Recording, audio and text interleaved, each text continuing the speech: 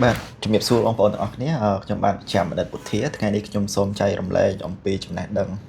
មួយអំពីបញ្ហាផ្លូវភេទបរិសុទ្ធដែលបញ្ហាសុខភាពបរិសុទ្ធហ្នឹងជាបញ្ហាដែលជួបញឹកញាប់ច្រើន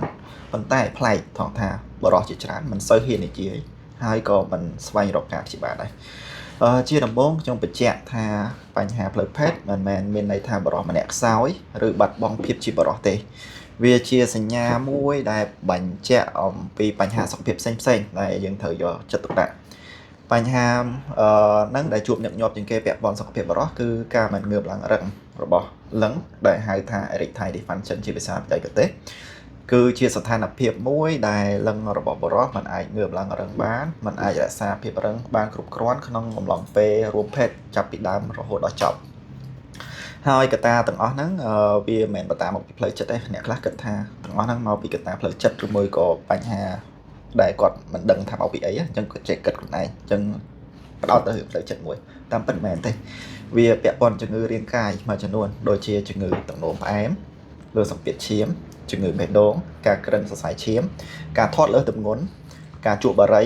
ឬមួយក៏ការសែបគ្រឿងសង្វឹងរ៉ាំរ៉ៃ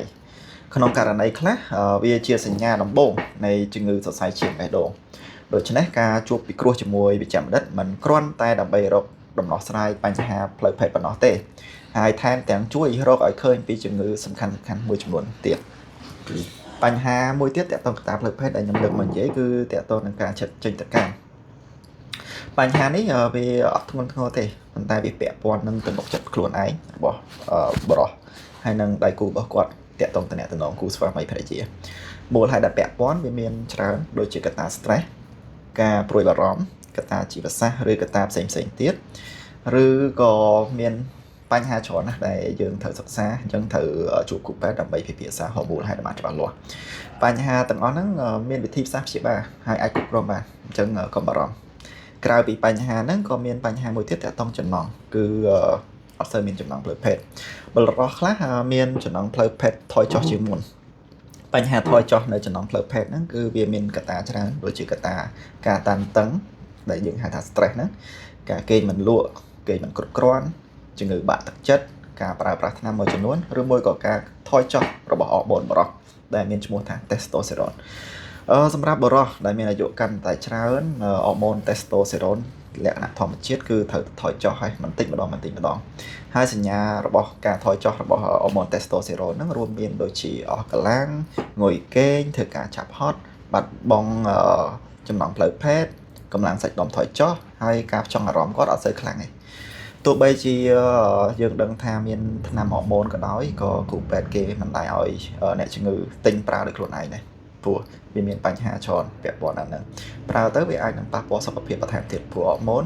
មិនល្អទេ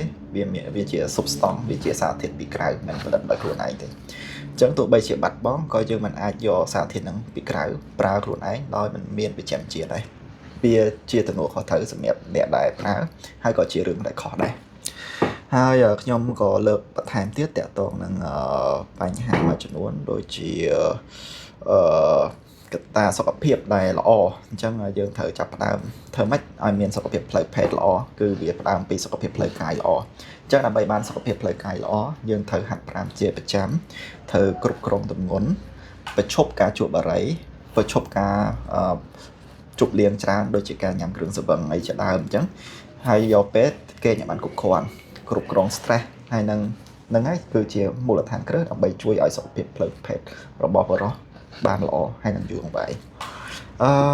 បន្ថែមពីនឹងទៀតជាចុងក្រោយខ្ញុំសូមលើកទឹកចិត្តបងប្អូនបុរសទាំងអស់បើសិនមកមានបញ្ហាផ្លូវភេទសូមកុំខ្មាស់អៀន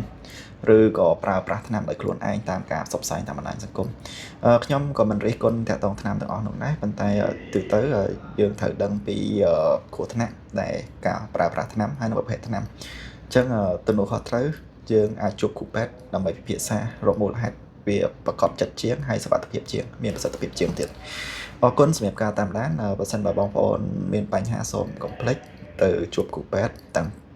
សុខភាពផ្លូវកាយផ្លូវចិត្តក៏ដូចជាសុខភាពផ្លូវភេទបាទអរគុណ